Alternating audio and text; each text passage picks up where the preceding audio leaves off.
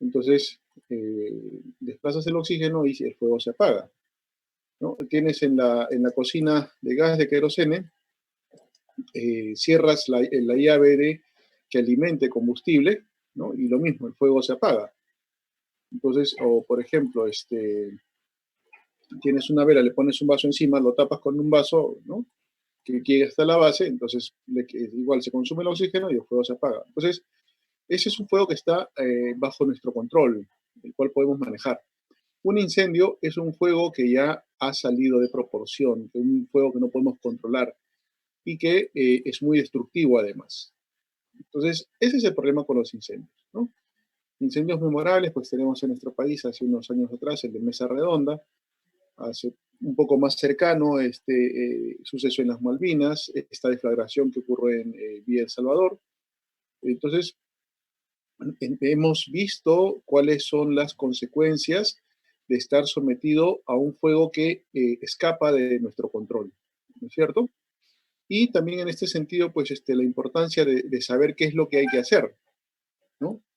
Qué es lo que hay que hacer y qué es lo que no hay que hacer. Para empezar, en la imagen tenemos un extintor PQS de polvo químico seco.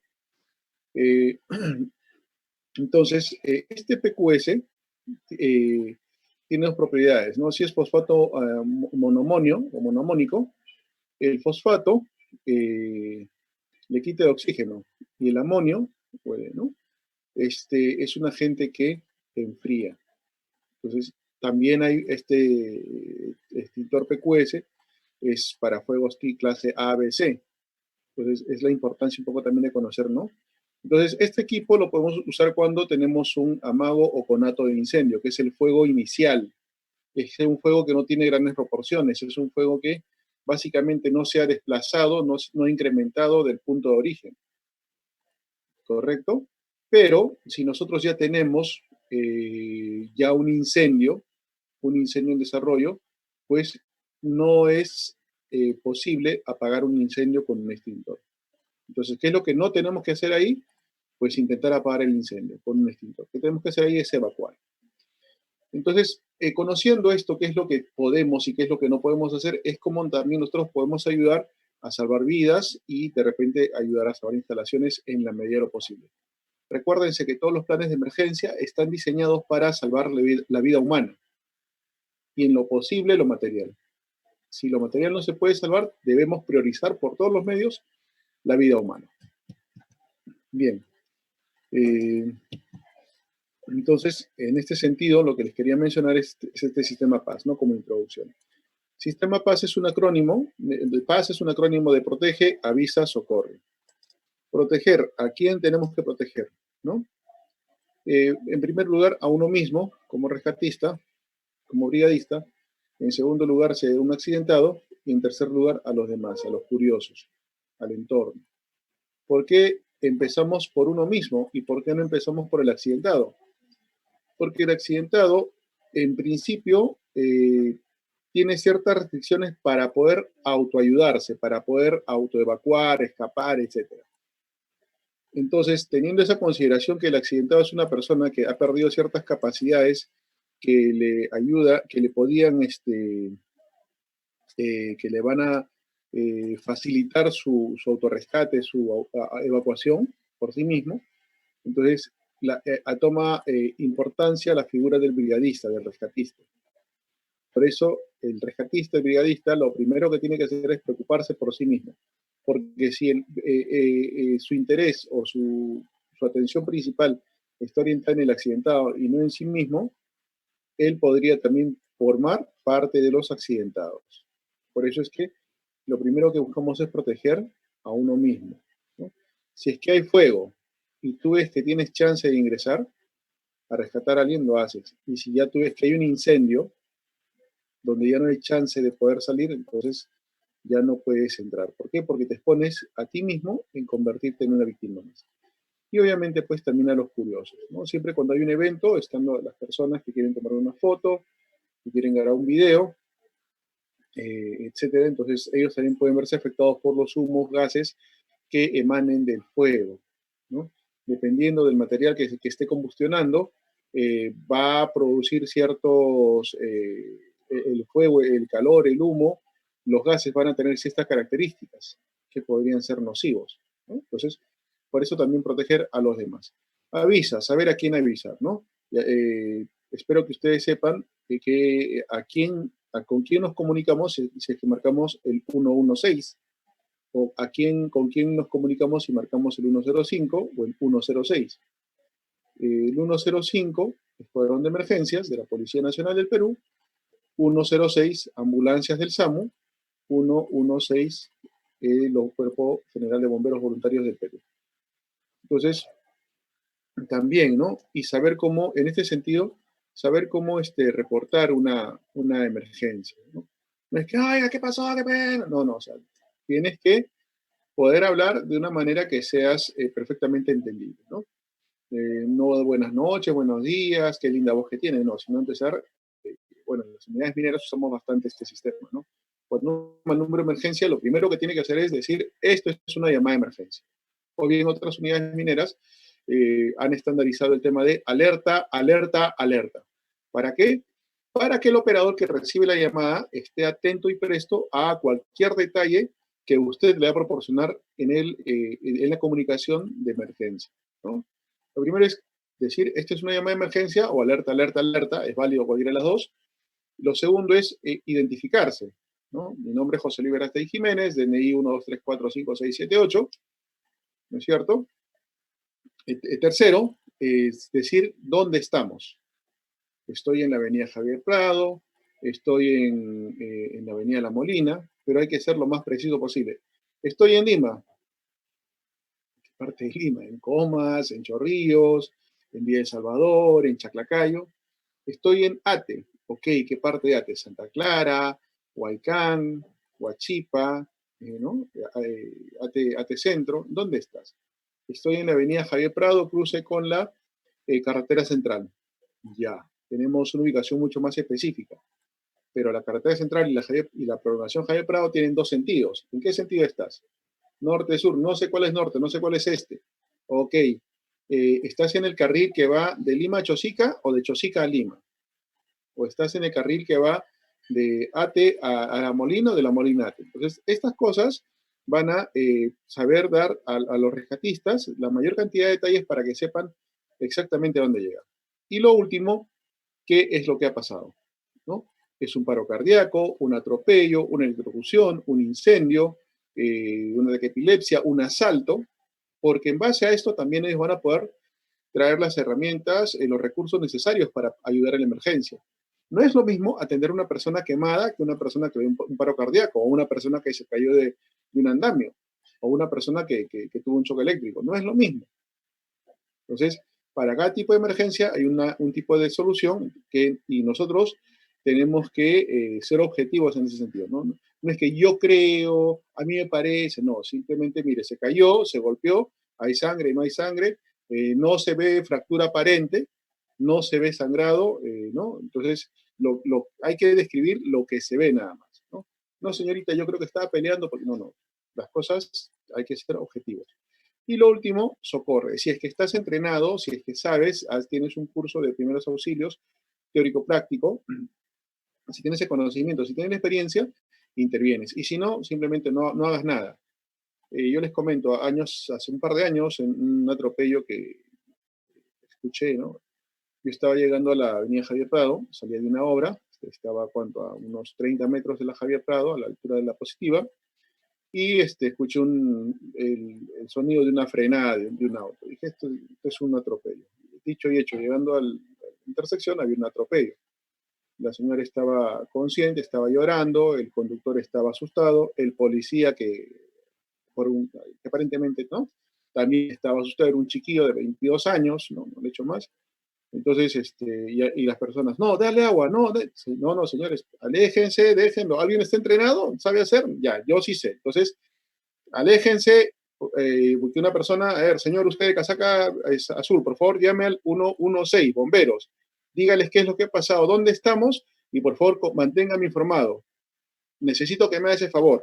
El señor llamó, estuvo comunicando, ¿no? Entonces, hablar con la señora, que es mi culpa, que yo no, señora, tranquila, no se preocupe, le estamos cuidando, estamos dirigiendo el tránsito, el policía también no dirige el tránsito para que no venga un salvaje y nos atropelle, el conductor no está fugando, lo quito. Yo te recomiendo que no te escapes porque tienes testigos, posiblemente ha tomado una foto de tu placa. Si te escapas, te vas a meter en más problemas. Este es un accidente que nos pasa a cualquiera. Cálmate.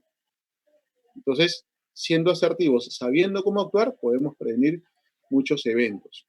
¿Sí? Porque ya había personas que le querían dar agua. Si tiene hemorragia interna, si tiene una lesión interna, le das agua, lo matas. La matas a la persona. Entonces, si es que sabes qué es lo que debes hacer, hazlo. Y si no sabes, mantente al margen. No hagas nada. En el afán de querer ayudar, puedes causar más lesiones y podrías recibir algunas posibles sanciones. ¿Sí? Bien. Entonces, continuamos. Prevención de, algunas definiciones previas. Prevención de accidentes. Combinación de políticas, estándares y procedimientos, actividades y prácticas en el proceso y organización del trabajo que establece el empleador con el objetivo de prevenir los riesgos en el trabajo, ¿no? Entonces, prevención viene de actuar antes, no es actuar después. A nosotros, como peruanos, nos falta bastante cultura preventiva.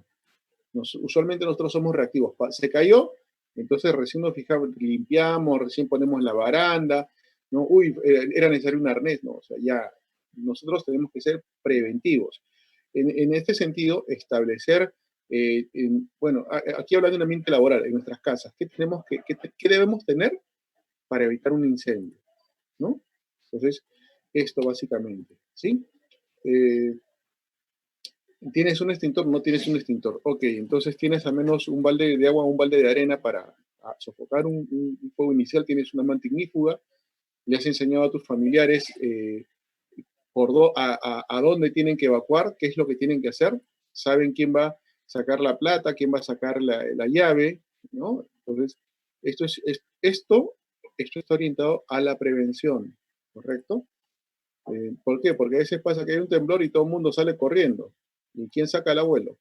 ¿Quién carga al bebito? Entonces, es importante dentro de esto asignar responsabilidades, que sepan qué hacer y dentro está las responsabilidades, ¿no? Ya tú sacas esto, tú sacas aquello, tú te encargas de esto, tú cierras el gas, tú bajas ¿no? Entonces, la llave de energía, etcétera, etcétera.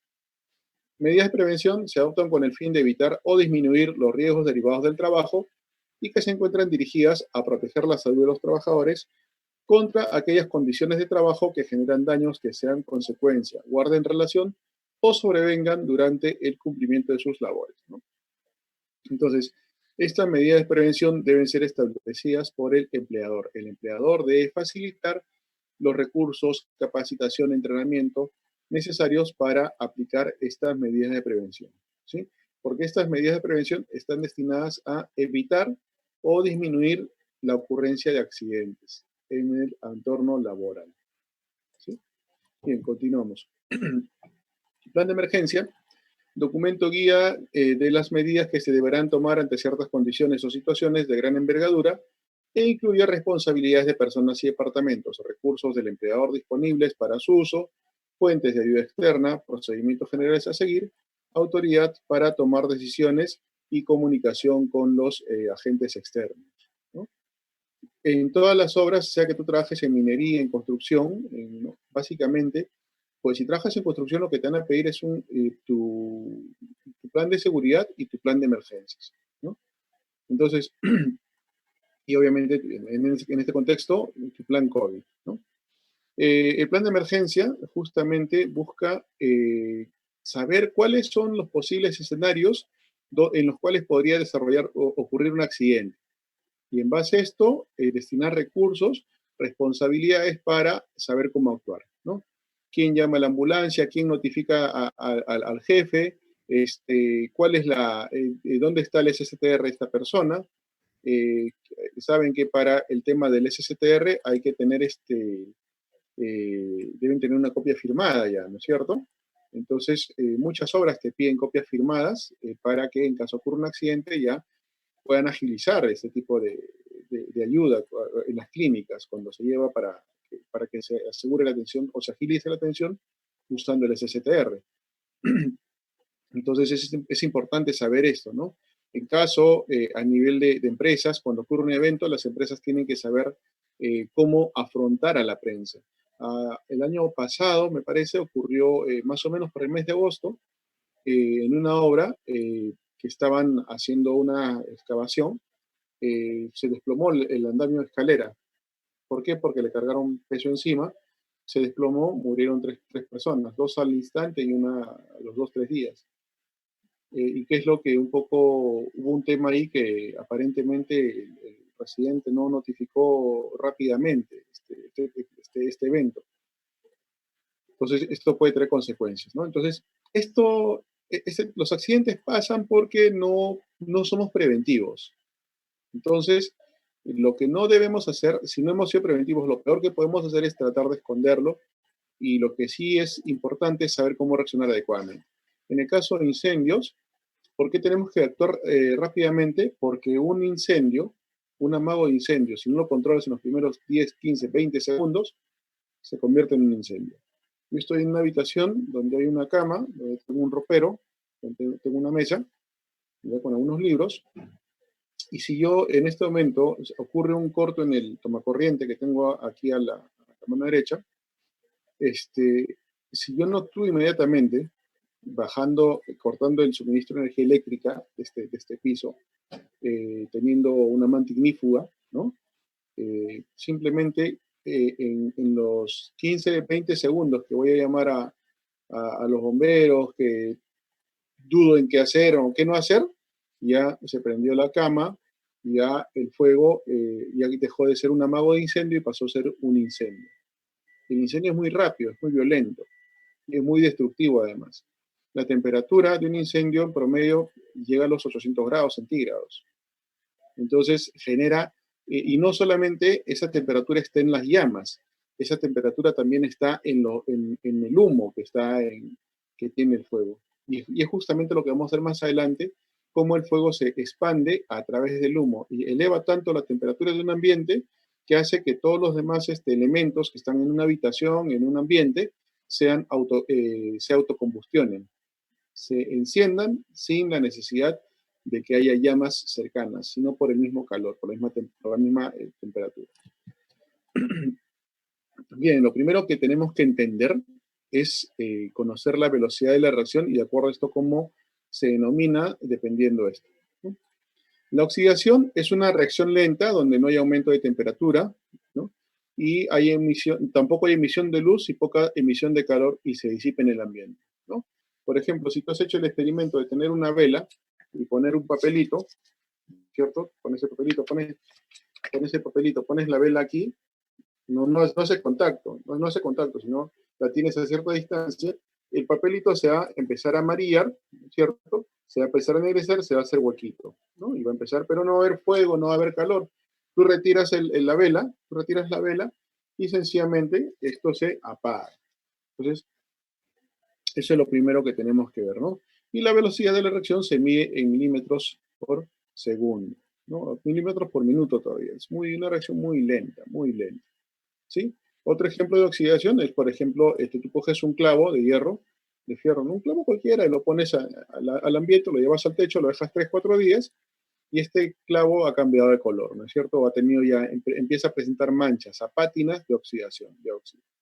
Es una reacción natural. Combustión es la reacción normal, se produce con la emisión de luz, que es la llama, y calor, y que es perceptible por el ser humano, ¿no? Percibimos la combustión no solamente el calor, ¿no? También ¿no? Sino por la luz también, y también porque ya genera ciertos humos, dependiendo qué es lo que se esté combustionando, ¿no? Si es cera, si es papel, etcétera, etcétera, etcétera, etcétera, ¿no? Eh, Básicamente eso. Y la reacción se mide en centímetros por minuto. La deflagración es una reacción rápida, velocidad de propagación menor que la del sonido, ¿no? La velocidad del sonido es más o menos 1300 kilómetros por hora. Entonces, la deflagración es cuando la velocidad de la reacción no llega a alcanzar esta velocidad. Entonces, es menos destructiva que la detonación. Eh, y básicamente es que consume el combustible que hay en el ambiente y después ya se disipa, ¿no? O sea, básicamente se acaba el combustible y se acaba el fuego también, ¿no? Y esta reacción se mide en metros por segundo. Y por último tenemos la detonación. Detonación, reacción muy rápida, se produce cuando la velocidad de la propagación es mayor que la del sonido, ¿no? Tenemos, por ejemplo, velocidades de detonación de la dinamita, que es alrededor de 4.800 metros por segundo, el ANFO 5.000 metros por segundo, etcétera, etcétera, ¿no? La detonación es mucho más destructiva que la defragación y viene acompañada de una onda expansiva que también es destructiva, ¿no? Bien, les decía, el fuego tiene para que haya fuego son tres elementos. Y cuando hablamos de tres elementos, hablamos del triángulo de fuego. Calor, combustible, oxígeno. Sin embargo, hay otras clasificaciones que hablan del tetraedro de fuego, que a los tres elementos antes mencionados le agrega la reacción en cadena, ¿sí? Vamos a ver cada uno de estos elementos. El calor es un tipo de energía y su contribución al inicio de un fuego es tan importante que se dice que todo fuego comienza por el calor, ¿no? Tenemos una fuente de calor que en este caso es una hornilla, puede ser un motor, puede ser un tomacorriente, puede ser un transformador, puede ser diversos elementos, ¿sí? Una estufa. Entonces, tenemos esta hornilla, ¿no? Que está emitiendo calor y aquí tenemos una cacerola con agua, ¿no? Entonces, por ejemplo, si usted se ha ido al campamento, si usted tiene una estufa en casa, ¿qué hace cuando hace frío?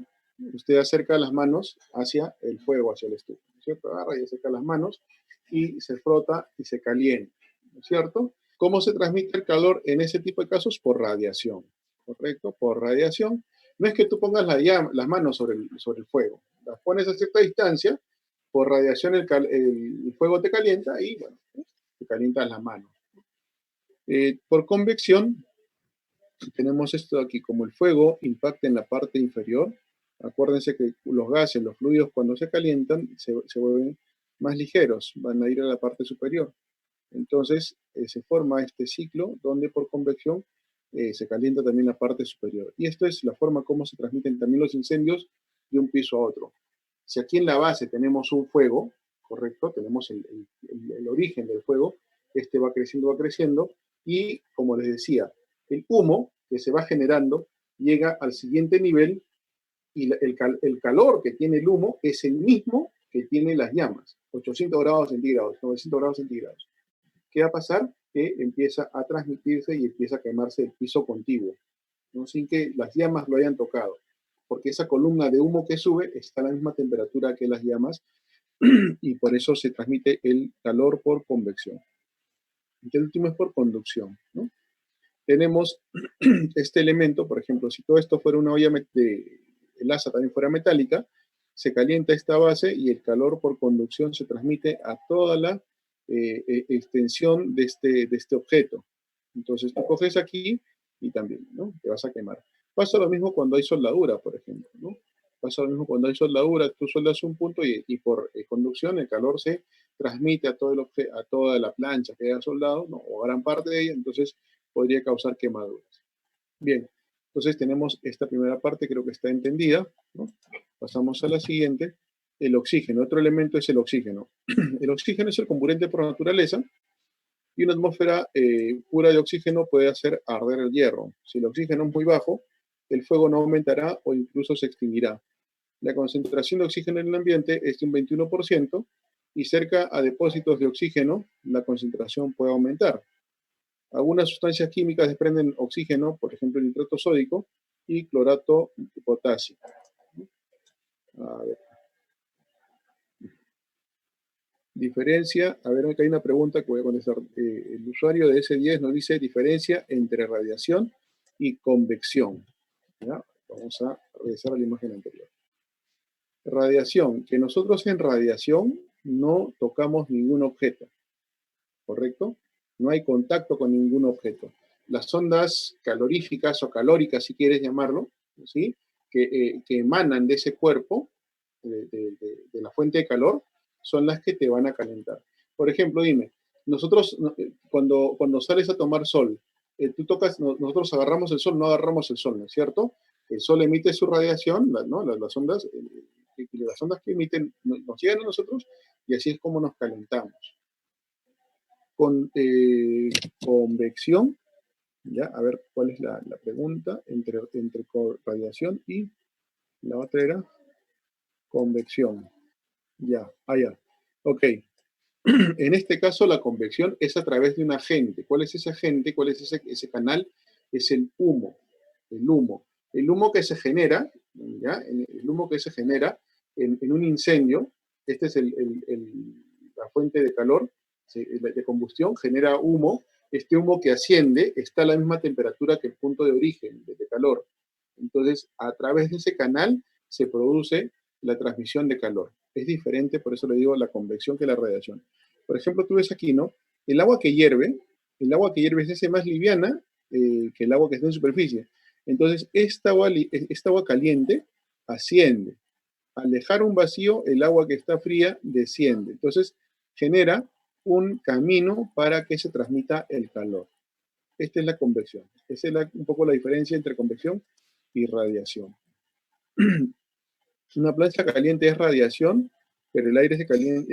A ver, ahí hay otra pregunta. Una plancha caliente es radiación, pero el aire se calienta. Muchas gracias por tu respuesta. Ya, una plancha caliente, no, una plancha caliente es por conducción, ¿sí? Conducción para planchar la ropa. Pero si tú pones la plancha así y acercas la mano, claro, es radiación. Si tú la tocas, ahí ya sería por conducción, ¿no? Bien, sigamos. Eh, Comburente, ¿qué es un comburente? Por ejemplo, no sé si tú has comido tu anticuchito, de repente, ¿no? Yo cuando estudiaba en San Marcos, saliendo de clases a veces de noche, había una señora que preparaba su higadito de pollo. Entonces, cuando íbamos a comer, o anticuchito, entonces, y ya estaba, ya el carbón se estaba apagando, ¿qué hacía la señora? Atizaba el fuego. Entonces, tenía su tapita, su cartoncito para atizar. Entonces, el hecho que atice inyectaba oxígeno, y ese oxígeno, en mayor cantidad de ese oxígeno, avivaba las brasas. El oxígeno, eso es un comburente, el que aviva, el que atiza el fuego, ¿sí? En este caso, por eso decimos que el oxígeno es el comburente por naturaleza. Eh, en atmósferas donde hay baja cantidad de oxígeno, no hay combustión. Por ejemplo, si en esta atmósfera, en este ambiente, hubiera una concentración de 16% de oxígeno, para empezar, yo no estaría hablando en este sentido, de esta forma, y si yo agarro un fósforo y lo prendo, el fósforo no encendería, no encendería. ¿Correcto? ¿Por qué? Porque el nivel máximo, el nivel de oxígeno mínimo que necesita el fósforo para encender es 16%. Entonces, por eso menciona esto aquí, ¿no? Que cuando el oxígeno es bajo no hay combustión. Bien. Y cuando estás en ambientes como un depósito de oxígeno, la concentración de oxígeno puede aumentar, ¿no? Si hablamos de que la concentración es menor a 23,5, no hay problema. Sin embargo, si la concentración de oxígeno es mayor a 23,5, hablamos ya de una atmósfera peligrosa. ¿Por qué? Porque puede ser una atmósfera explosiva, ¿sí? Bien. Y el tercer elemento, combustible. Hemos visto dos hasta el momento. Hemos visto primero calor, segundo oxígeno y ahora vemos el combustible. Combustible es la sustancia que es capaz de experimentar una reacción de combustión. Sustancias combustibles tenemos por doquier, ¿no? Tenemos sustancias combustibles sólidas como el carbón, madera, papel, tela, líquida, hidrocarburos, aceites, ¿no? Y gaseoso, pues tenemos el gas propano, el gas natural, ¿no? El acetileno, entre otros gases, ¿sí? De los tres estados, ¿cuál es más peligroso? Pues el gaseoso. ¿Por qué el gaseoso es más peligroso? Primero, el sólido tiene una superficie definida, ¿no es cierto? Y es perceptible por nuestros sentidos, lo puedes ver. Tú tienes 1 kilo de carbón, lo puedes expandir lo más que puedas, pero ya no, y aunque lo separes, ¿no es cierto? Tú sabes que si hay fuego, si se enciende uno, solamente se va a encender ahí y el punto de calor va a estar ahí, ¿correcto? Lo mismo que el líquido, porque así se derrame. Yo tengo aquí un vasito con agua, ¿sí? Entonces, yo sé cuánta agua hay. Si este vaso se me cae, el líquido va a tener una expansión máxima, ¿correcto? Entonces, yo ya sé también, en caso, si esto fuera un hidrocarburo, en caso entre en contacto con una fuente de calor, yo sé hasta cuáles serían las dimensiones máximas de ese fuego inicial. Sin embargo, de un gas, varios gases no son perceptibles por nuestros sentidos. Es más, el gas en su estado natural es inoloro, no lo puedes oler. Oye, pero el gas que yo tengo en mi casa, el gas natural, sí huele, dije. Y el gas que viene por los bonones también huele. Claro, ¿por qué huele? Porque al momento de envasarlo le agregan un deodorizante, un odorizante, un agente, un elemento, un componente que le da ese olor característico. Si el gas natural no tuviera ese agente odorizante, podríamos tener fugas en la casa y nunca nos enteraríamos. Justamente la función de ese odorizante es indicarnos que hay una fuga de gas. El gas, mientras no se cierre la válvula, no se cierre la llave, va a continuar expandiéndose, expandiéndose, expandiéndose, expandiéndose, ¿sí? ¿Y cuál es el problema?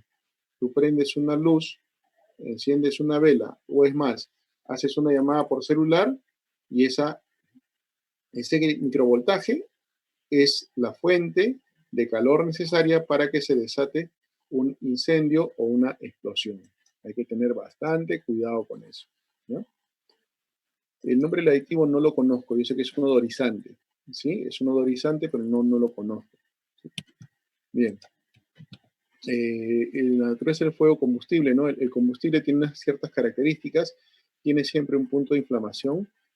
Punto de inflamación no es el punto al cual se va a empezar a combustionar. Punto de inflamación es el punto donde deja su fase sólida, perdón, su fase líquida y pasa a su fase gaseosa. Es cuando, digamos, empieza a evaporarse, ¿no?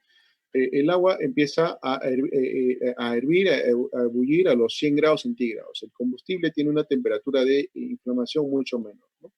Estamos hablando de 35 grados aproximadamente. Tiene una temperatura de ignición. Esta temperatura sí es cuando ya empieza a prenderse. Por ejemplo, tú tienes una galonera, ¿no? O tienes, sí, tienes una galonera con petróleo, que es más estable que la gasolina. Tú le echas un fósforo, no pasa nada. No se va a prender fácilmente. La mezcla con gasolina, ahí sí es otra cosa, ¿correcto? Y es lo mismo, ¿no? Por ejemplo, el anfo, la dinamita, si tú le prendes si la dinamita no tiene mecha, le prendes fuego, simplemente la dinamita, un solo cartucho, tú le prendes fuego, que no tenga su detonador, ¿ya? Hablamos de cartucho de dinamita solo, la dinamita se va a consumir. ¿Por qué? Porque no alcanza su temperatura de detonación. Se va a quemar nada más. ¿Ya? A una tela ignífuga tú le pones un fósforo, ¿correcto? Una tela ignífuga como el yin, tú le pones un fósforo, no se va a prender, ¿correcto? Tiene que pasar buen tiempo para que empiece a encenderse. ¿Por qué? Porque no alcanza su temperatura de ignición. El punto de autoinflamación es cuando lo que les comentaba, en un incendio, el fuego puede transmitirse de este lado del ambiente a este lado. ¿Por qué? Porque ya el ambiente está muy caliente, el humo se transmite para allá, para el lado izquierdo, llega al punto de inflamación y se prende, ¿no? Como empieza a combustionar. Y el último es el límite de inflamabilidad, un momento, o límite de explosividad, donde tenemos dos valores umbrales, el LEL y el WEL. El LEL, en inglés, ¿no? Es el límite inferior de explosividad. Y el WEL es el límite superior de explosividad. Esta zona central entre ambos límites es la peligrosa. Porque en el caso del metano, por ejemplo, si la concentración del metano es menor a 2%, no va a haber combustión, no va a haber explosión. ¿Por qué? Porque hay oxígeno, hay calor, pero la concentración de metano no es la necesaria, no es la suficiente para producir la combustión, la explosión, ¿no? En este caso, si la concentración de metano es mayor a 10%, tampoco va a haber combustión, tampoco va a haber explosión. ¿Por qué? Porque hay oxígeno, hay calor, hay combustible, pero el exceso de combustible, en este caso el metano, que es un gas, mayor al 10%, ha hecho que el oxígeno se ha desplazado fuera de ese ambiente. Por deficiencia, por falta de oxígeno, no va a haber la explosión. Sin embargo, si la concentración de metano es mayor a 2 y menor a 10, en este punto sí es el punto peligroso. ¿Sí? Tienen una pregunta por el chat. A ver, vamos a ver qué dicen. Enagás actualmente usa tetrahidrotiofeno, THT, como odorizante. aunque existen otros también que pueden ser empleados como los mercaptanos. Ok, muchas gracias el amigo Jack Reategui, ¿no? Que nos está dando esta información. Diego preguntó, ¿cuál es el nombre del aditivo? Y Jack nos menciona que Enagás usa el tetrahidrotiofeno, THT, ¿no? Pero otras usan mercaptanos, ¿no? Como agentes saborizantes. Muchas gracias por la información, amigo Jack. Bien, continuamos entonces. Producto es la combustión. De la combustión se desprenden humo, que son diminutas partículas sólidas y vapor condensado de color, dimensiones o cantidad tales que dificultan la visibilidad, impidiendo la identificación de las salidas o su señalización. Y también se desprenden gases tóxicos, ¿no? Que son muy diversos dependiendo de los materiales combustibles. Los más comunes son el CO y el CO2. Cuando hay un incendio, el aire, los gases, el humo, llega a tener una menor densidad que el oxígeno. Por eso es que cuando se recomienda, ¿no? Cuando hay un incendio, ¿qué es lo que tenemos que hacer? Evacuar lo más pegado al piso posible, ¿no? ¿Cuánto más o menos se han hecho ciertos cálculos, ¿sí? Y el humo, hay un corredor, un pasadizo de una altura de 80 centímetros. O sea, de 80 centímetros para abajo, ¿ya? Es donde podrías conseguir oxígeno, ¿correcto? De 80 centímetros para arriba, no vas a conseguir oxígeno. ¿Qué tienes que hacer? Por eso es que se recomienda la evacuación a gatas, si es que es posible, ¿no? Vamos a suponer que en este momento se desata un incendio en mi casa. Yo estoy encerrado aquí, ¿ya? ¿Qué me recomiendan? ¿Salgo o no salgo? Acá está una ventana, me tiro por la ventana. Básicamente se recomienda no salir. La puerta tiene pequeñas ranuras, hay que evitar por todos los medios posibles que el humo ingrese a este ambiente. Poner toallas, mantas, frazadas, ¿no? Cubrir las ranuras y evitar que el humo ingrese. ¿Por qué? Porque, y obviamente, ¿no? Comunicar a los bomberos, decirles, ¿no?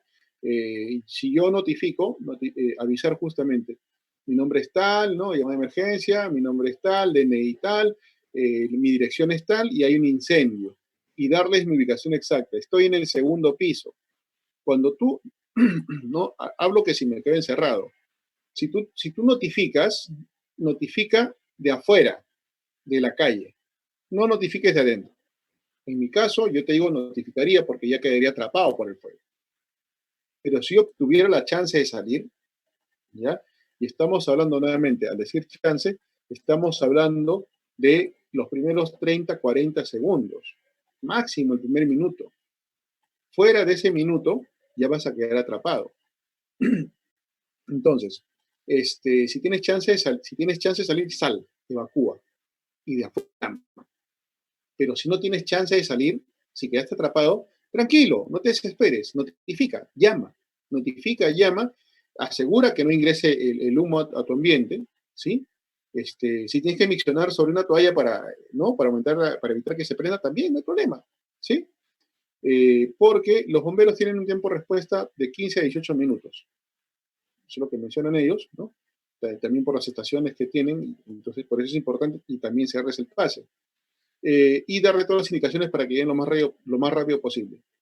Una casa que no tiene paredes de drywall, ¿sí? Mi casa tiene paredes de ladrillos, entonces tiene la pared tiene un espesor de 6 centímetros, más o menos, 6 pulgadas, perdón, 6 pulgadas, ¿no? 18 centímetros o 15 centímetros. Por los ladrillos, por esas características, esa pared puede soportar hasta 1 hora el fuego, como mínimo. Eso se llama muros cortafuegos. El drywall no tiene esa resistencia, es menor, ¿no? Entonces, si tú, bueno, ¿no? Entonces, si tú sabes que tus paredes son de ladrillo, tienen esas características, tienes hasta 1 hora para que te rescaten. Y teniendo en cuenta que si tú notificas al minuto, 2 minutos que empieza el incendio, súmale 20 minutos de tiempo de respuesta a los bomberos, ¿no? Entonces tienes tiempo sobrado para que te rescaten. Repito, lo importante es evacuar. Pero si no puedes evacuar, notifica y tienes que ser lo más preciso posible para que llegue la ayuda inmediata. Y lo mismo es en el trabajo. Señorita, se quema se quema la faja de la chancadora, se quema la faja. ¿Cuál faja, papá? ¿Cuál faja? ¿La faja de la chancadora, la faja del molino, la faja de concentrado? ¿Cuál faja? ¿No? Entonces, señorita, se quema la obra. ¿Cuál obra? La que está en San Isidro, la que está en Magdalena, la que está en La Molina, en Ate, ¿cuál obra? ¿No? Entonces, tenemos que ser bastante asertivos con la forma como damos la información. Y el tema de gases, por eso hay gases, ¿no?, que se desprenden básicamente. Pueden haber más dependiendo del tipo de material que se esté combustionando, pero básicamente tenemos el monóxido y el dióxido, ¿no?, el CO y el CO2. ¿Cuál es más peligroso? ¿El monóxido, el CO o el dióxido, CO2, o anhídrido carbónico también, como le llaman? Escriban sus respuestas por el chat, por favor.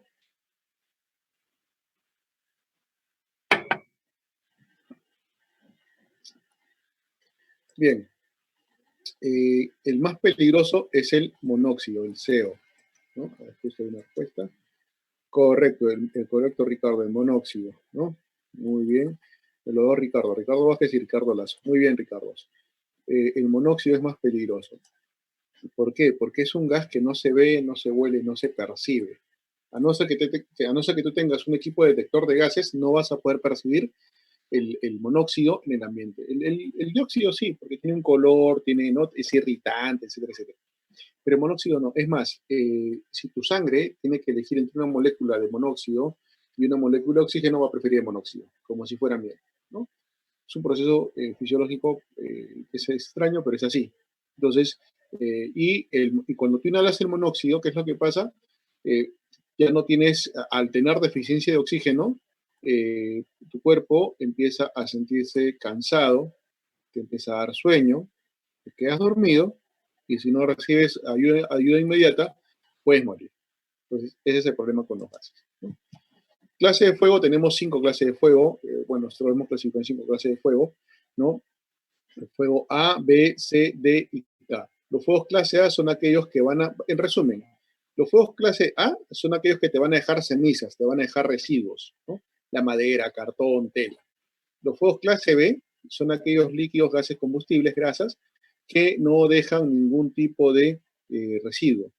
Tú tienes una galonera, un galón de gasolina, de petróleo, le prende fuego, se acaba el combustible y se acabó. Y no vas no vas a encontrar ningún residuo, ¿no?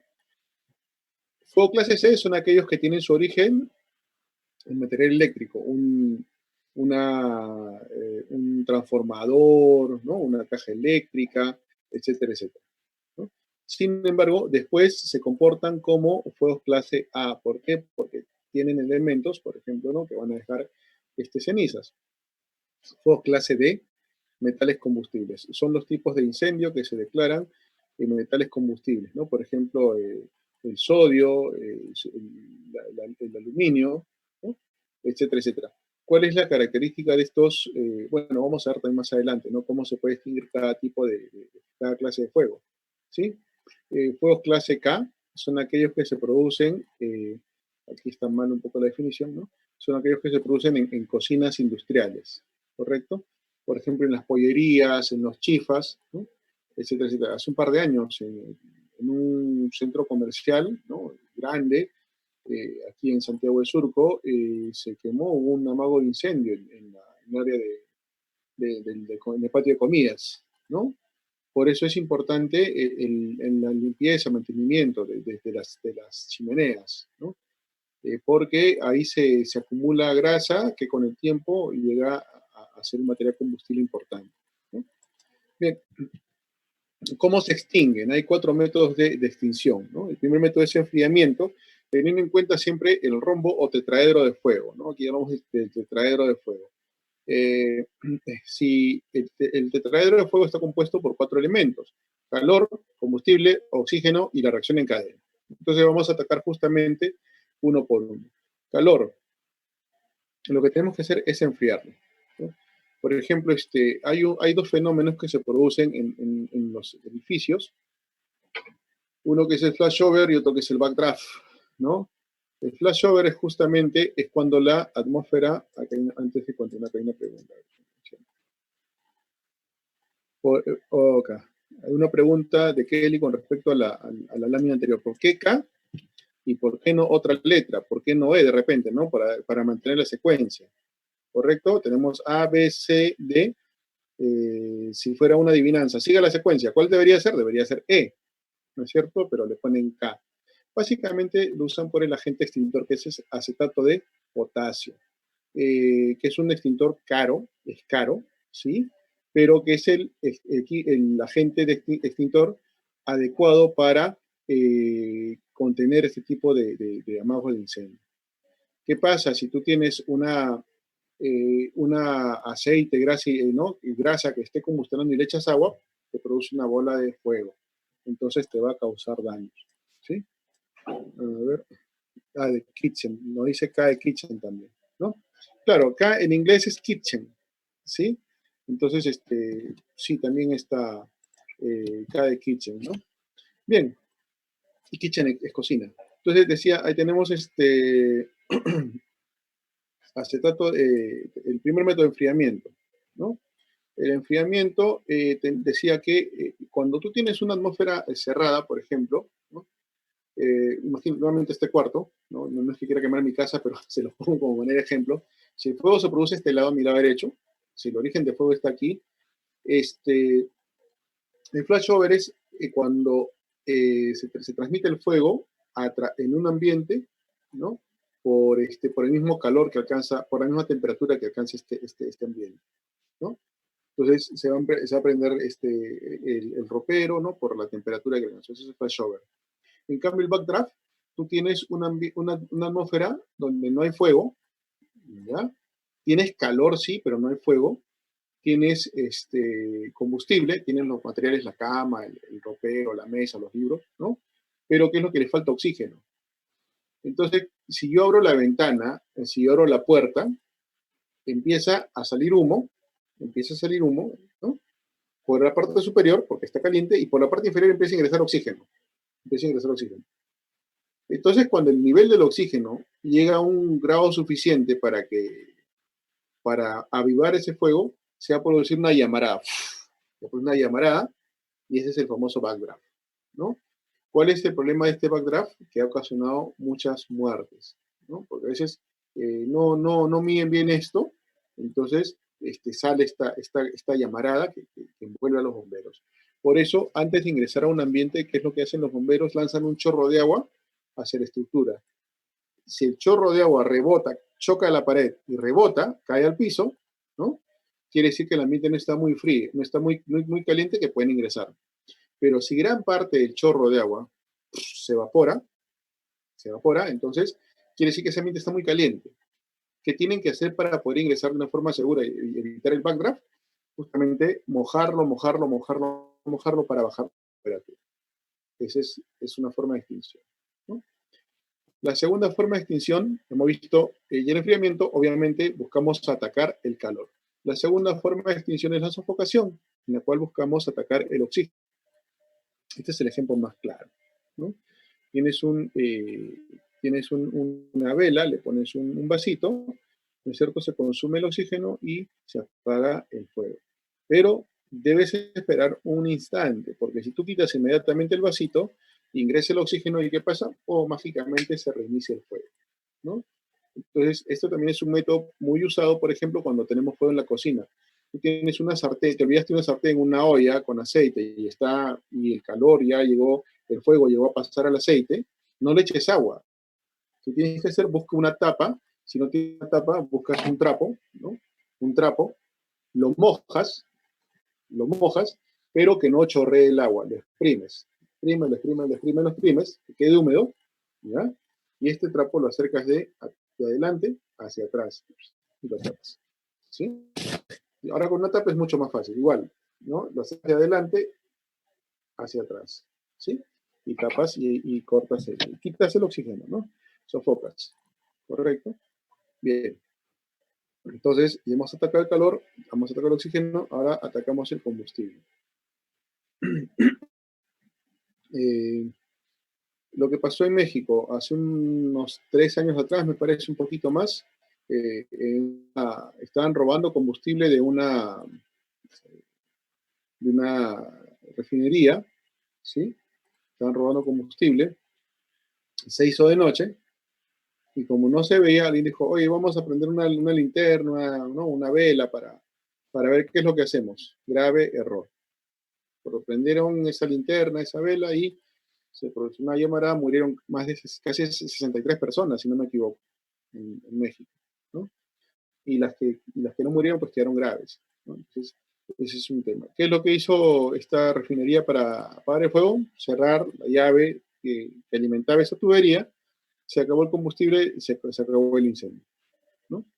Es lo mismo, tú tienes, por ejemplo, no sé, estás preparando una fogata y te quieres ir a dormir, tienes dos opciones. Uno, lo enfrías, le echas agua. La opción dos, quitas las leñas, ¿no? Entonces, y las apagas también, ¿no? Las separas y se apaga el fuego. Entonces, también es esto. Y lo último es la inhibición de la reacción en cadena, ¿no? Enfriamiento, atacamos el calor; sofocación, atacamos el oxígeno; eliminación de combustible, atacamos el combustible; y la inhibición de la reacción en cadena, atacamos a nivel molecular, ¿no? Básicamente es con un agente PQS, donde buscamos separar el combustible del oxígeno, o el oxígeno del combustible, ¿no? Este, ¿Cómo funciona esto? Como le decía, básicamente según la norma técnica peruana NTP 350-054,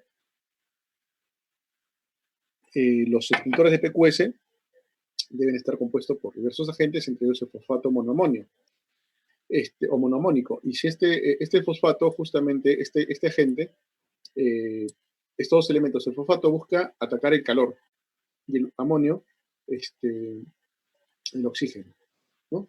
Entonces, así es como funciona esta inhibición de la reacción en cadena, ¿no? Ataca a nivel molecular. Bien, entonces ahora vamos a ver los agentes extintores y cómo los utilizamos, ¿no? El primer agente extintor es el agua, que actúa por enfriamiento o sofocación, eh, y presenta ventajas también. Enfriamiento, bueno, ya lo hemos explicado, ¿no? ¿Por qué sofocación? Porque cuando el agua contacta o impacta el fuego, ¿no es cierto?, se evapora. Entonces, ese vapor que produce causa sofocación, quita oxígeno, ¿no? Entonces sofoca las llamas. Ventajas. La ventaja del agua es que es económica, abundante, inerte y eficaz, ¿no? La desventaja es que el agua es un excelente conductor eléctrico, por lo cual lo hace un agente no adecuado para fuegos clase C, perdón, ¿no? Extiende líquidos, hay que tener cuidado con esto, ¿no?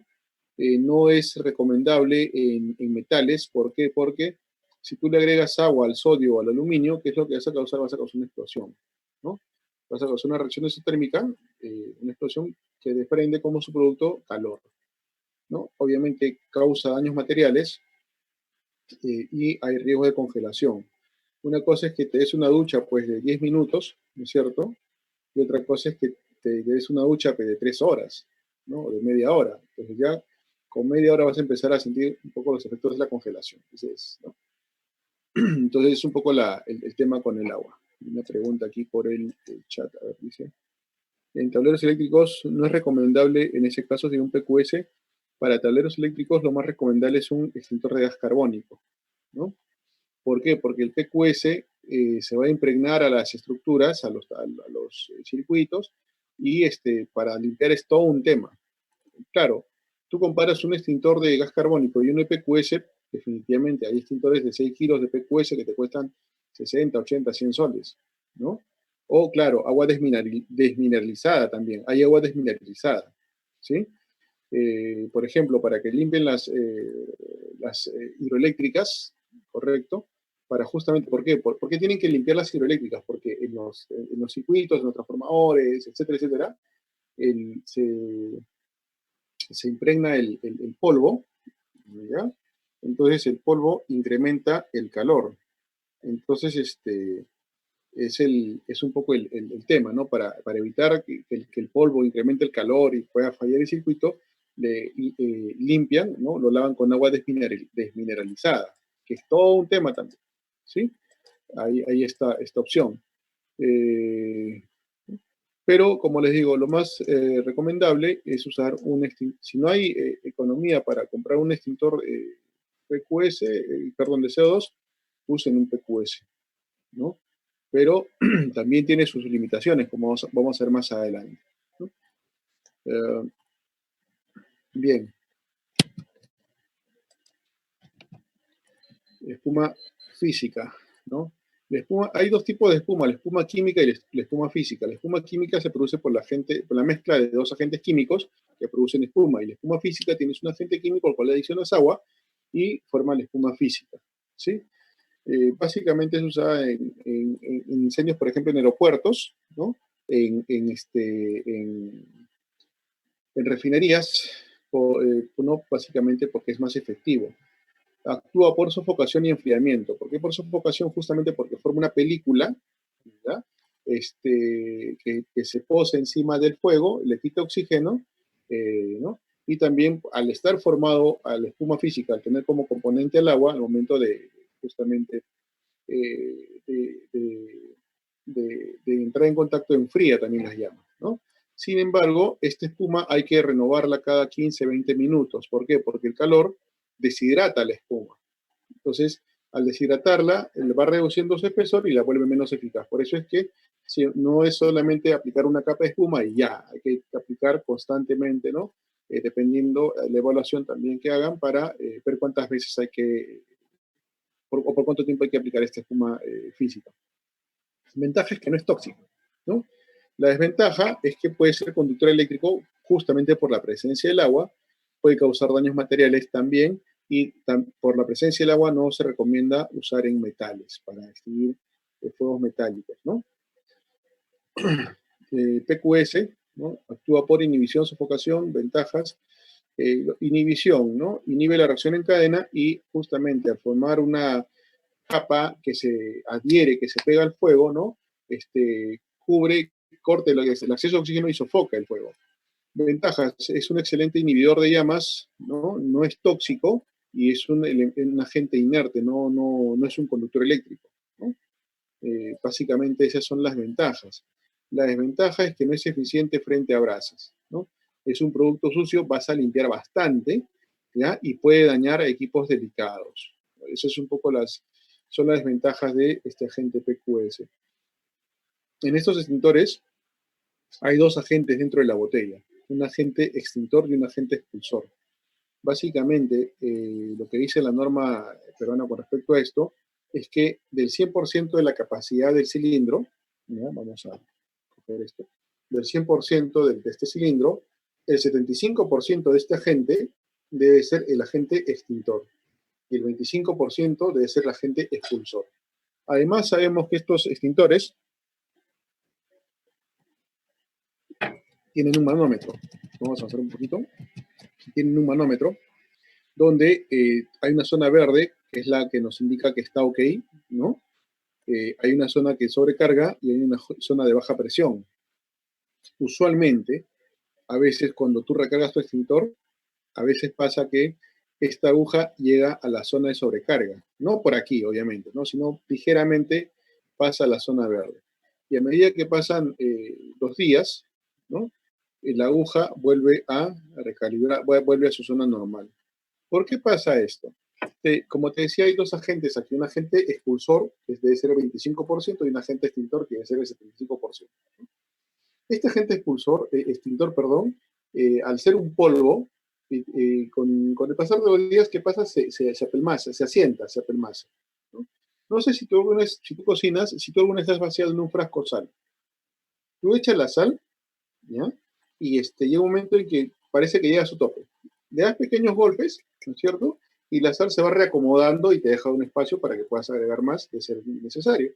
Pasa lo mismo aquí, ¿no? Y la gente se va apelmazando, se va asentando y es donde el gas tiene más espacio para expandirse y pues, se regula esto, ¿no? ¿Qué pasa? Ahora, cuando estás en calor, por ejemplo, por eso es que piden que los extintores que van a estar a la intemperie tengan su gabinete. ¿Por qué? Este gas, este gas es un gas que para estar comprimido es un agente que tiene que estar a muy baja temperatura. Cuando llegan los rayos solares, calientan la botella. Entonces, cuando un gas está frío, ¿no?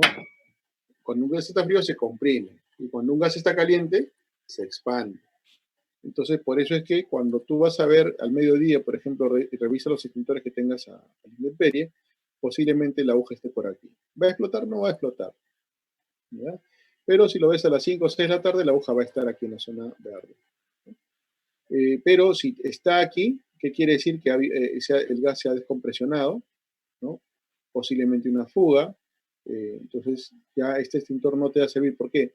Porque el agente extintor puede estar en buen estado, pero el gas no va a tener la fuerza de expulsarlo por el botella. Entonces, es lo importante que hay que chequear con respecto a este tipo de agentes extintores, el PQS, ¿no? Polvo químico seco. Obviamente, pues la botella tiene que estar también, ¿no? O sea, si bien es cierto, justo ya está viendo un tema de esos. ¿Por qué hay extintores que no apagan incendios? Yo estaba viendo un video, ¿ya? Que me mandó un amigo y me dice, oye, mira, han hecho una práctica contra incendios en un edificio multifamiliar, ¿ya? Y mira, se han basado como ocho de estos, ¿no? Ocho extintores y el fuego sigue, y no es un fuego muy grande, es un entrenamiento. Acá hay un tema. Como decía, si bien es cierto, la norma habla de cantidades, pero no habla de purezas.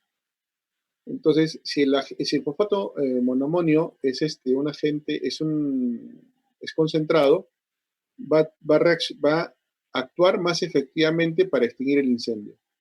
Pero si es de una pureza muy baja, entonces lo más probable es que no sea adecuado. Nosotros hemos encontrado algunas inspecciones, ¿no? Hemos podido detectar que algunas personas inescrupulosas te venden extintores llenos de cal, yeso inclusive, ¿no? Y una vez encontramos ya uno que se pasó de salvaje que le echó de arena. Entonces, por eso es que a veces encontramos pues, extintores de 20 soles, 30 soles, ¿no? 40 soles. ¿Ya? Y lo otro es el tema pues, de la pureza de este agente, que la norma no lo regula, no lo establece. Entonces, tengan cuidado de cuando escojan a sus proveedores. Yo no represento a ninguna marca, yo no te voy a decir, anda con Pepito, anda con Juanita, no voy a hacer eso, no, tampoco es ético. ¿Ya? Elijan bien a sus proveedores y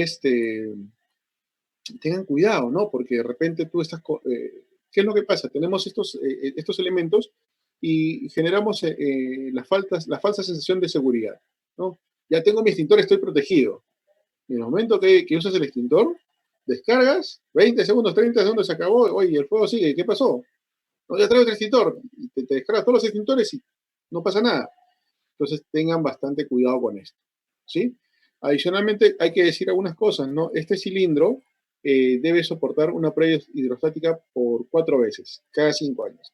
La prueba hidrostática le llenan agua a presión a esta botella y ven que no haya fugas, que no reviente básicamente, ¿no?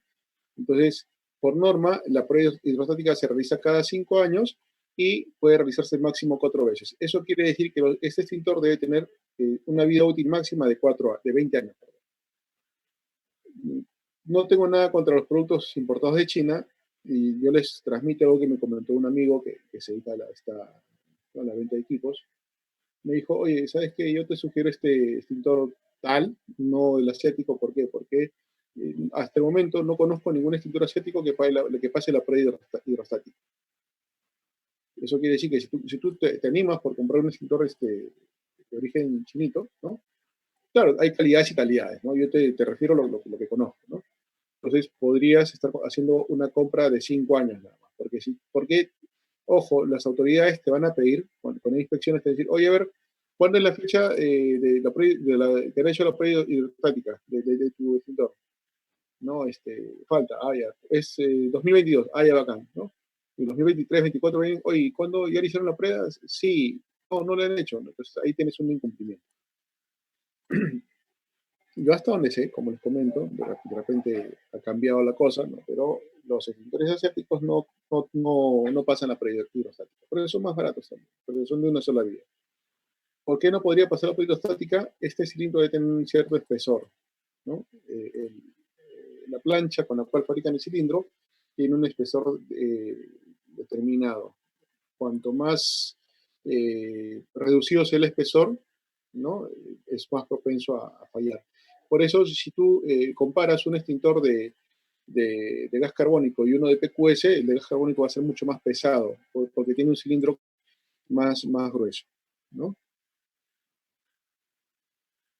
Acá hay un comentario. Puede hidrostática de baja presión y para los de CO2 hay empresas que no las realizan. Sí, ese es el problema. O sea, hay empresas que no cumplen la norma, ¿no? Básicamente no somos preventivos. Yo les comento una cosa, ¿no? Yo hace años estaba asesorando una empresa, unos 4 años atrás, entonces yo le al gerente, oye, ¿sabes qué? Yo te sugiero que hagas un entrenamiento de lucha contra incendios, ¿no? Pues ya organízalo acá. Entonces, hicimos el entrenamiento, contamos con la ayuda de la estación de bomberos cercana, ¿no? A donde estaba la empresa, se hicieron las coordinaciones y nos fuimos hicimos la capacitación teórica en los ambientes de la empresa y después nos fuimos a la bomba, ¿no? Y probamos total de 15 extintores. Y los 15 extintores fallaron dos. Uno era de gas carbónico y otro que fue un PQS, ¿no? Entonces, imagínate, ¿no? Si es un evento real y que tú llegas, como te digo, confiado con tu extintor de gas carbónico, al tablero apuntas y ¡bah! No sale. Lanzó un estornudo y ya no soltó nada más, ¿no? Ahora, el extintor de gas carbónico no tiene el manómetro, porque toda la gente ¿no? Y toda la gente extintor se autoexpulsa, digamos. Entonces, pero es importante realizar las pruebas, ¿no? Porque puede haber fallas, pues, no, por eso les digo, ¿no? Hagan sus compras y recargas y mantenimiento, pues, en empresas certificadas, en empresas de... No nos vayamos por lo más barato, que a fin de cuentas puede ser lo más caro, ¿no? Bien, vamos a continuar, si no nos quedamos. Bien, tenemos el polvo polivalente de fosfato monoamónico, que es el que mencionaba, ¿no? Funciona por inhibición, enfriamiento, es buen extintor para fuegos ABC. No es tóxico, no es conductor eléctrico, pero es un producto sucio. Va a ensuciar bastante y dañar equipos delicados. ¿No? Para equipos delicados, por ejemplo, hay otros agentes como los salones. Vamos a verlo después, ¿no? El sistema anhídrido carbónico, el CO2, ¿no? Actúa por sofocación y enfriamiento. Ventajas, se autoimpulsa. Es conductor eléctrico, no es conductor eléctrico, es penetrante. Es limpio y no causa daños. Es un agente limpio, ¿no? Desventajas, puede ser bastante en espacios cerrados, ¿no? Y cuando la demanda de uso de extintores sea excesiva, ¿no? O sea, puede ser asfixiante, es pocas brasas y obviamente tiene pesos robustos y pesados. ¿Por qué este agente actúa? Obviamente, entendemos que actúa por sofocación, ¿no es cierto? ¿Sí? Se entiende que actúa por hacer un gas, el anhídrido carbónico, actúa por sofocación, ¿no? Porque desplaza el oxígeno de la atmósfera. ¿Por qué enfriamiento? Les repito, este gas es un gas que está a baja temperatura, ¿no? Llega a temperaturas a veces a -50, -80 grados centígrados, bajo cero, ¿no? 80 grados centígrados bajo cero. Por eso es que básicamente tienen una tobera y la tobera tiene un asa. No tiene, a diferencia del QS, que tiene una manguerita y lo puedes coger con la mano desnuda y no pasa nada. Este de aquí tiene una tobera, un asa, y en algunos casos tiene una cañería en la cual apunta la cañería y lanza nomás. Entonces, ¿por qué? Porque el gas, al estar a baja temperatura, te puede causar quemaduras por frío. Hay que tener cuidado con eso también. Como le decía, este gas no es manómetro. Eh, este gas en ambientes cerrados puede ser nocivo o está a baja temperatura, justamente por eso es que funciona por ejemplo también, ¿no? En ambientes cerrados, el carbónico desplaza el oxígeno y podría dejarte sin oxígeno a ti.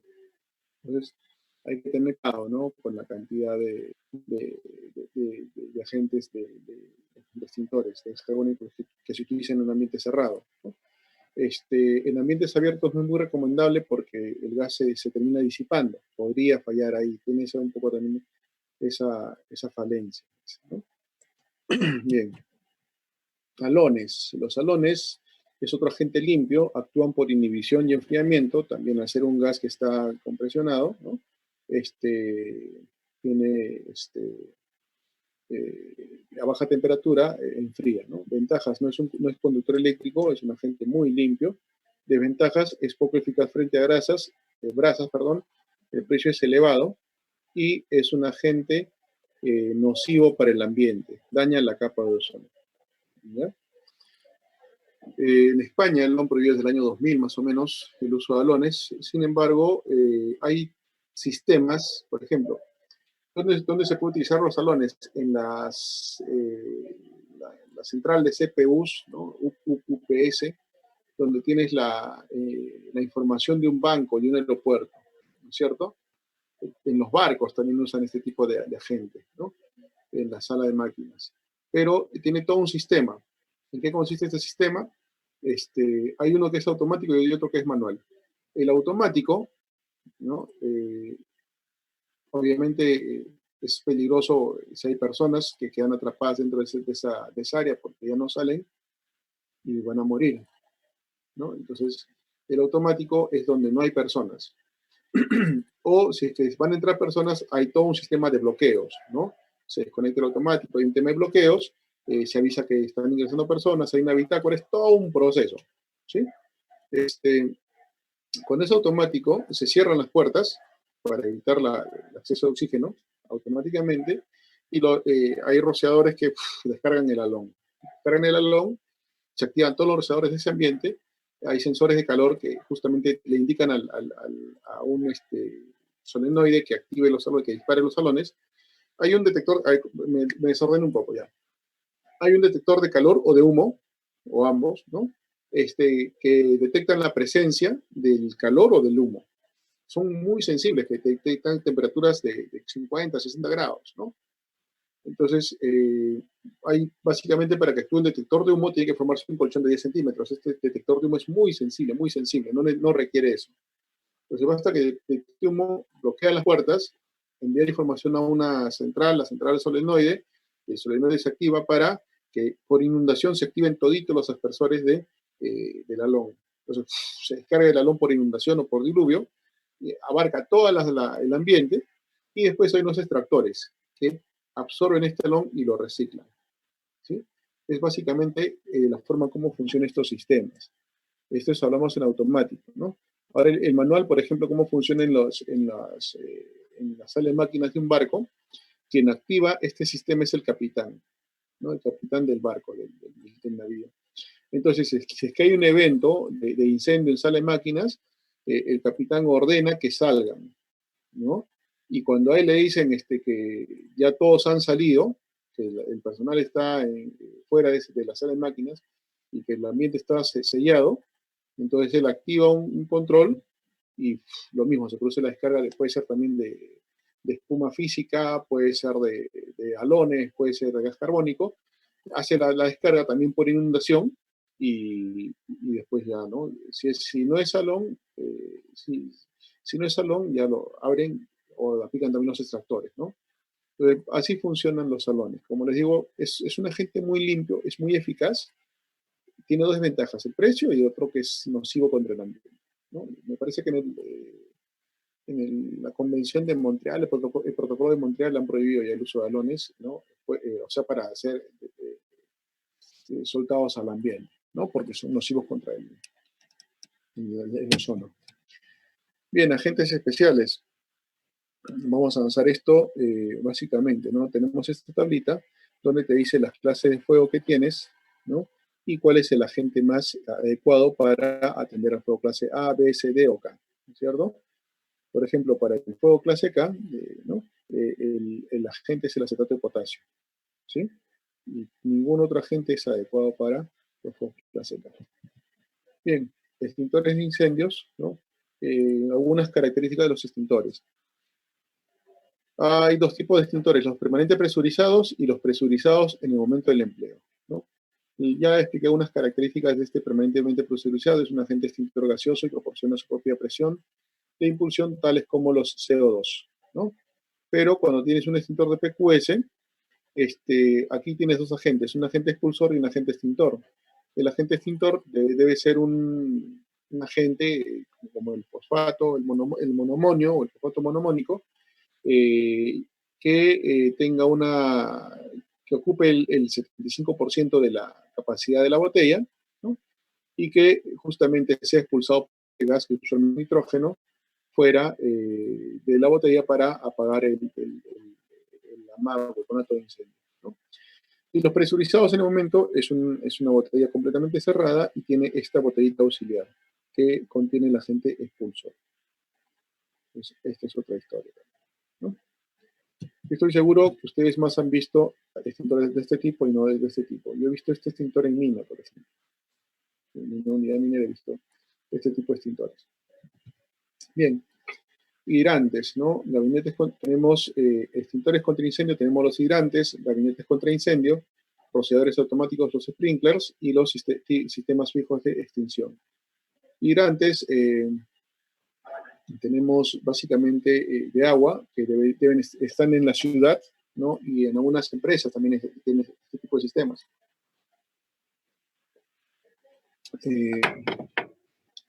Los gabinetes contra incendio que tienen su hacha, un extintor, su manguera contra incendios, ¿no? Rociadores, aquí, ustedes ven, no sé si pueden apreciar, voy a ampliar un poco la imagen. Este rojito de aquí, es el sensor, es el detector. Los rociadores no se activan todos a la vez, a no ser que estén programados para actuar de esa manera. Básicamente, el rociador se activa uno por uno. Hay diversos tipos de sistemas, ¿no? Hay otros que tienen agua ya en la tubería, otros que están secos, hay otros que son mixtos, hay otros, como les digo, unos que desperdician agua, otros que expulsan gas carbónico o espuma física, depende, ¿no? Depende de qué es lo que proteger, depende de tu presupuesto, depende de varias cosas. Entonces, ¿por qué no sale el agua? Si acá la tubería ya tiene agua, ¿por qué no escapa el agua? Este sensor de aquí, cuando el sensor es de un color rojo, o más pegado al rojo, quiere decir que es más sensible a la temperatura. Se activa a temperaturas de 50 grados más o menos. Hay otros que son de color azul, turquesa, ¿sí? O celestito. Entonces, esos sensores son más tolerantes al calor. Entonces, se activan, por ejemplo, los 100 grados, 90 grados. Depende, por eso les digo de qué es lo que quieras hacer, qué es lo que quieras proteger y cómo, ¿no? Tu margen de tolerancia, ¿no? Si tú tienes, por ejemplo, un data center, ¿no? Donde no puedes esperar que haya bastante fuego, entonces ahí tienes que actuar inmediatamente. Debes tener un sensor bien sensible, bien sensible. Pero si tú tienes, por ejemplo, no sé, no se me ocurre que no proteger. Si eres más tolerante también, ¿no? Tienes esto, ¿no? Hay este tipo de extintor montante, este es colgante, ¿no? Porque está colgando, hay un extintor montante, tiene una tubería y el rociador está encima. ¿Cuál es la diferencia? Que el montante, ¿no? Este sombrerito que está acá, tiene un sombrerito cóncavo, así, convexo. Cuando sale el agua, justamente echó aquí y pues, chorrea por el sombrerito, ¿no? Eh, entonces, no se activan todos los rociadores a la vez. Básicamente, si este sensor, bajo este rociador, bajo este sprinkler, fuego, el calor se eleva como una columna, llega aquí y hace que rompe la botellita. Y al momento de romper el contenedor, hace que se libere la salida del agua. Entonces el agua empieza a caer y se activa solamente ese rociador, ¿no? Bien. Y ahí tenemos el sistema físico de extinción, que es el que ya les he explicado. Tienes lo que vas a proteger, tienes un sensor, es una central, ¿no? Tienes un solenoide aquí, tienes un juego de botellas que están en secuencia. Obviamente los dos primeros, los maestros, los amos y los son esclavos, ¿no? Entonces, básicamente acá se activa uno, ¿no? Se acaba uno y entra en secuencia el otro y así, están en secuencia, ¿no? Entonces, este es un sistema fijo que también obviamente está diseñado, ¿no? Para proteger cierto tipo de cosas. A nivel de respuesta a emergencias, diremos que como respuestas ante emergencias, ante incendios, ¿qué tenemos que hacer? Primero, tener definido nuestro plan de respuesta ante emergencias, ¿no? ¿Qué hace? ¿Quién llamamos? ¿Por dónde vamos? Si la escalera está bloqueada, ¿para dónde vamos? ¿Cómo salimos? Etcétera. Segundo, tener brigadas capacitadas y entrenadas. Las brigadas, no solamente formación teórica, también formación práctica, entrenamiento. No es lo mismo que yo te hable que el fuego, que 800 grados, que el humo, ¿no? Que el calor. Y otra cosa es que tú percibas eso, ¿no? Que tu cuerpo siente el calor y empiece a despedir, a destilar adrenalina, ¿no? Entonces ya y es otra situación completamente diferente. ¿No? No es lo mismo, pues, no es lo mismo. Entonces, es importante que las brigadas conozcan el fuego, conozcan los tipos de fuego y saber qué hacer, cómo actuar. ¿No? Tienes aceite y le echas agua, uy, te fregaste, ¿no? Vas a tener problemas. Entonces, tienes que saber cómo actuar, ¿no? A un tablero eléctrico no le puedes echar agua, no le puedes echar espuma física, ¿no? Simulacros, ¿no? Esa es la importancia de los simulacros, que todos participen. Cuanto más simulacros haya, cuanto más participación haya, a más personas vas a poder ayudar, más personas vas a poder salvar. Tu empresa misma va a estar más segura. Cuanto menos simulacros, el momento que ocurre el evento, la gente no sabe dónde ir, qué hacer, hacia dónde corremos, etcétera, etcétera. La importancia de la señalización adecuada también. Que haya señalización que sea visible, no solamente las rutas de escape, sino dónde están ubicados los equipos de emergencia. ¿Sí?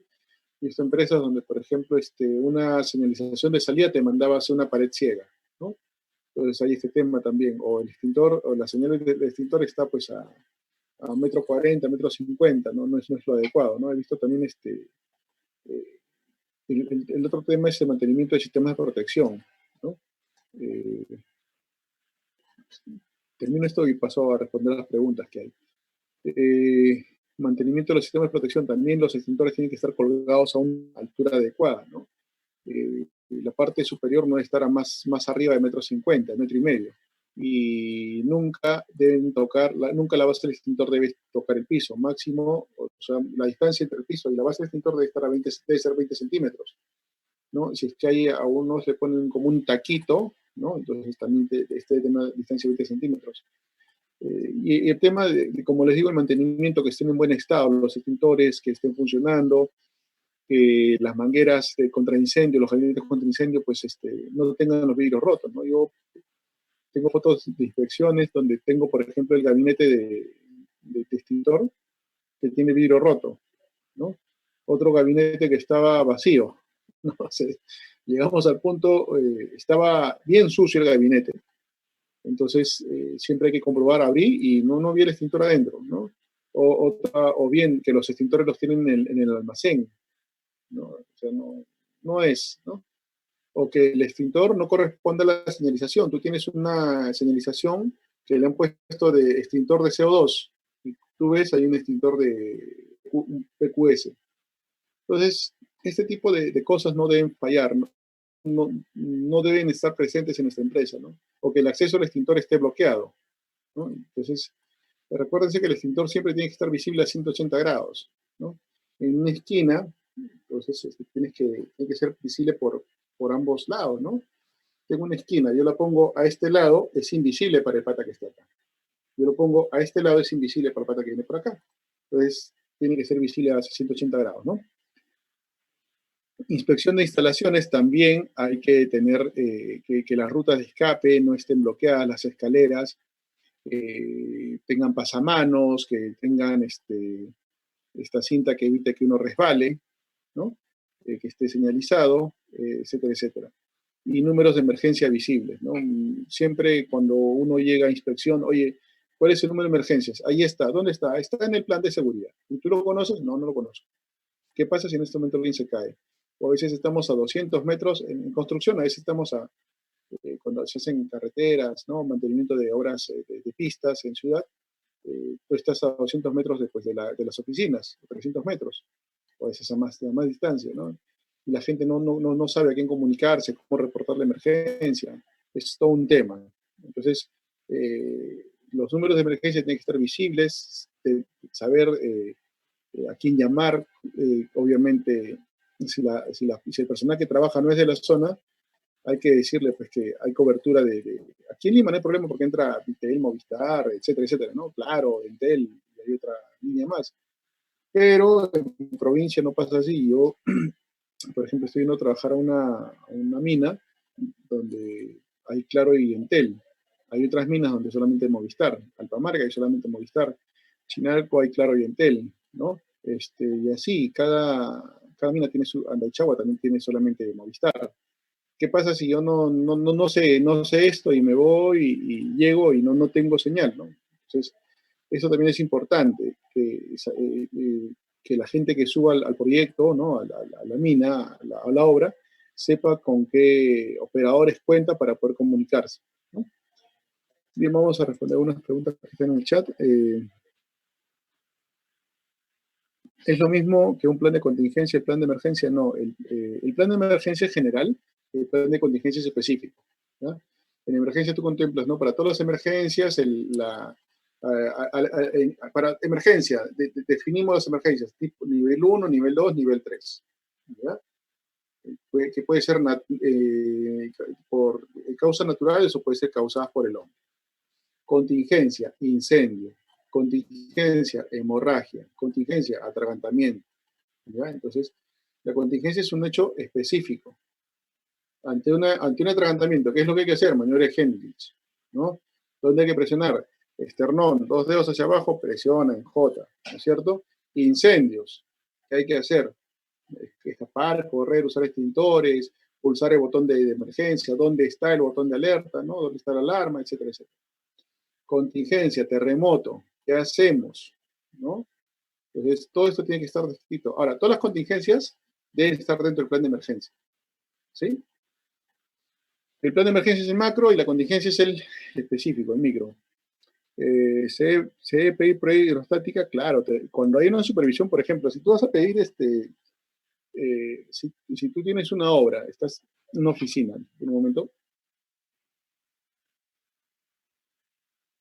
si estás aquí si estás aquí en Lima, estás en una oficina, y tienes que renovar tu licencia de funcionamiento, antes era el INDECI, ¿no es cierto? Ahora es el ITSE, las inspecciones técnicas de seguridad en edificaciones, y que se renueva cada 2 años además. Entonces tú vas a renovar tu ITSE, te van a pedir, oye, hay tus extintores, no tienes prueba estática, no te van a renovar, ¿no? Te van a pedir varias cosas con respecto a extintores, te van a pedir, a ver, cómo tu cálculo de memoria para el número de extintores, te van a pedir la señalización, te van a pedir el tema de la prueba hidrostática, que los extintores tengan todo lo que debe tener, ¿no?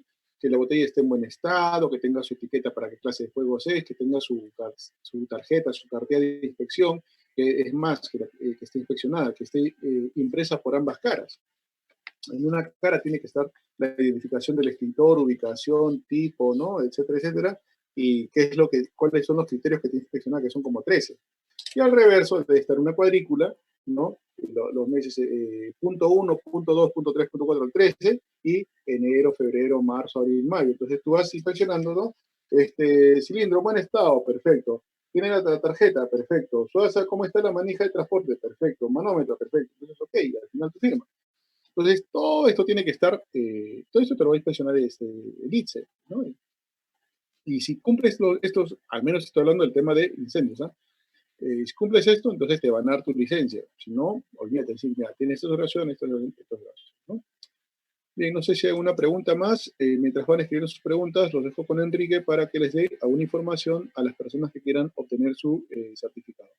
Enrique, adelante, por favor. Muchas gracias, José. Bueno, antes invitarlos a que también puedan realizar sus preguntas mediante la opción de levantar la mano para darle espacio al audio a las personas que estén interesadas. Asimismo, informarles que los que no puedan realizar sus preguntas este día nos pueden escribir al correo info@aquilaperú.com.pe o a capacitaciones@aquilaperú.com.pe. En un segundo les brindo lo que viene a ser la información acerca de los certificados. El certificado se emite de manera virtual y viene acompañado del material expuesto más la grabación del curso. El costo para estudiantes es de 20 soles y para el público en general es de 30 soles. En caso el depósito se realice fuera de la ciudad de Lima, deben adicionar 7 soles con 50 céntimos por motivos de comisiones bancarias. Esto aplica solamente a depósitos.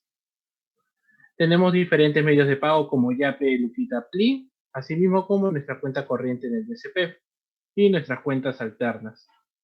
Bueno, José, continuamos si es que ves alguna otra pregunta. Sí, hay una pregunta que dice, ¿cómo sabemos que un extintor necesita una prueba hidrostática? Bien, a ver, unas cositas que no mencioné con respecto a los extintores.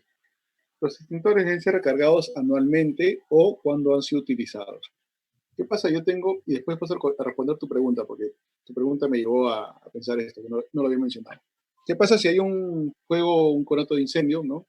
Yo más o menos tengo, dependiendo de la capacidad del extintor, tengo en promedio 20 segundos de descarga. No es que el extintor te va a durar 2 horas, ¿no?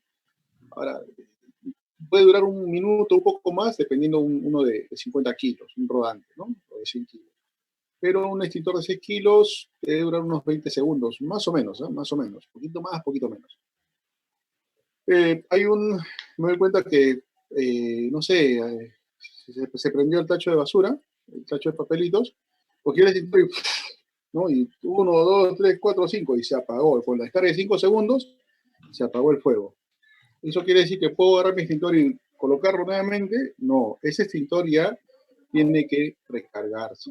Tiene que recargarse. La recarga es una vez al año. La prueba hidrostática, por norma, son cada 5 años. Entonces, en esta prueba hidrostática, haces una prueba donde inyectas agua a presión a tu cilindro, lo sometes a una prueba de resistencia. ¿Para qué? Para ver que el cilindro aguante. ¿Correcto? Y por eso es que por norma también la prueba hidrostática se aplica 4 veces a un cilindro, nada más. Entonces, 4 veces cada 5 años hablamos de que la vida útil de un cilindro sería 20 años, más no. ¿Sí? Entonces, ¿cómo sabemos? En sí no creo, al menos no tengo un criterio de cómo saber que necesitamos una prueba hidrostática a no ser que sea viendo la fecha. Una opción podría ser que si el cilindro, por ejemplo, se te cayó, lo golpeaste, ¿correcto? O por ejemplo, si el cilindro, había un fuego en el taller y el cilindro estuvo cerca al fuego, a la fuente de calor, ¿sí? Después se apagó el fuego o el incendio, y el cilindro no está quemadito, está chamuscado, entonces habría que haber dañado esto, la parte interna del cilindro, etcétera, etcétera. Pero no otra forma digamos, de saber que el cilindro necesita una prueba hidrostática, no la conozco al menos, ¿sí? Yo te hablo, por eso te digo, si es que el cilindro se cae, tú lo ves abollado, una cosa así, ya sería cuestión de revisarlo, ¿no? Para evitar incidentes. Bien. ¿Existen formatos para llevar el control diario o periódico de los extinguidores? Claro que hay formatos para esto, ¿no? Básicamente, la persona que te vende el extintor debería darte, como te digo, una tarjetita. Y como te digo, en esa tarjetita, en una cara, tiene que estar los datos del extintor y cuáles son los puntos que vas a investigar, revisar, ¿no? Los puntos son más o menos lo que me acuerdo, es el cilindro, si está bien en buen estado, no presenta abolladuras, no está rayado, si la etiqueta está en buen estado, es visible, es legible, si el manómetro está en buen estado, ¿no? Yo me acuerdo en una inspección, estaba en el manómetro, ¿ya? La aguja marcaba sobrecarga, marcaba bien rochoso, o sea, no era como esta imagen de aquí, ¿no? O sea, en esta imagen, acá podría estar, ¿no? Que llegue aquí la aguja amarilla, no hay problema, pero la aguja estaba por acá. Acá estaba la aguja. Pues hoy le digo, ¿y esto? ¿Saben qué hizo el pata? Agarró el manómetro, ¿ya? Y lo giró y lo puso hasta la zona donde está en verde. ¡Listo! Solucionado. Oye, tú estás loco, le digo, esta vaina cambia, pero esto no sirve, ¿ya? Entonces, no es solamente así, no es eso nada, ¿ya? Entonces, eso tiene que estar ahí marcado, ¿no? Y te debe indicar qué es lo que es inspeccionar. El manómetro, que tenga su precinto de seguridad, que tenga su seguro, en fin, ¿no? Etcétera, etcétera. Entonces, tú vas viendo, y al reverso, como te digo, tiene punto 1, punto 1, punto 2, punto 3, 4, 5, 6, ¿no? Creo que son 13 puntos, entonces tiene 13 puntos acá. Y acá tienes enero, febrero, marzo, abril, mayo, junio, etcétera. Entonces tú dices, estamos en octubre, vas en octubre, revisas, manómetro, y donde está bien, le dices ok, ok, ok, y tiene inclusive en algunos tiene columnas de observaciones, ¿no? Entonces, si tú haces la investigación, si tú tienes 20 extintores en tu obra, ¿no? Tú tienes un registro, entonces tú dices, extintor 1, aparte, te hablo de otro hub, ¿no? Extintor 1, ubicación, tal sitio. Entonces, inspeccionado enero, no sé, alguna observación que puedes encontrar. Pero sí, si encuentras por internet, ¿no? Escríbenos, José Ignacio, escríbenos y te puedo buscar por ahí un formato que tengo de un trabajo anterior, ¿no? Escríbenos no les puse la dirección a donde escribirnos. Cualquier consulta, duda que tengan adicional, escríbanos a info@aquilaperú.com.pe y para el tema de certificados escriban este correo a trujillo@aquilaperú.com.pe. Escribe este correo, por favor, José Ignacio, y te alcanza un formato, ¿sí? A la brevedad posible. Bien. A ver. Vamos a ver unas preguntas.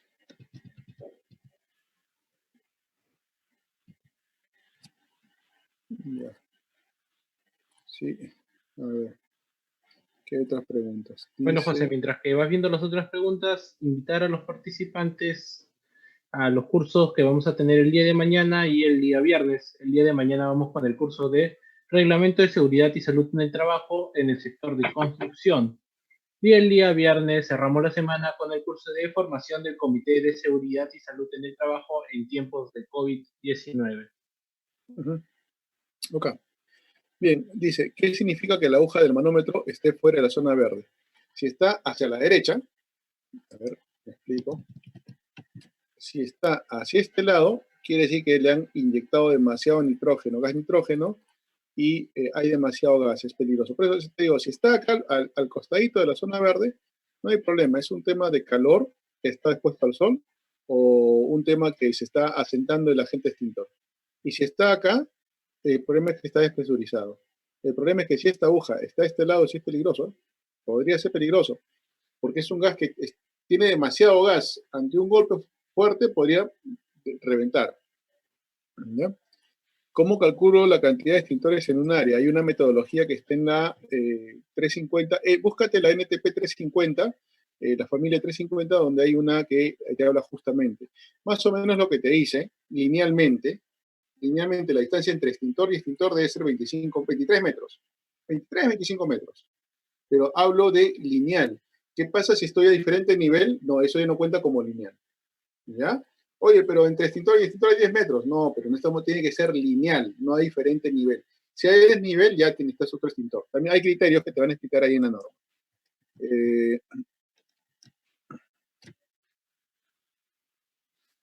Se suele mover de arriba a abajo los extintores en las inspecciones. ¿Es eso correcto?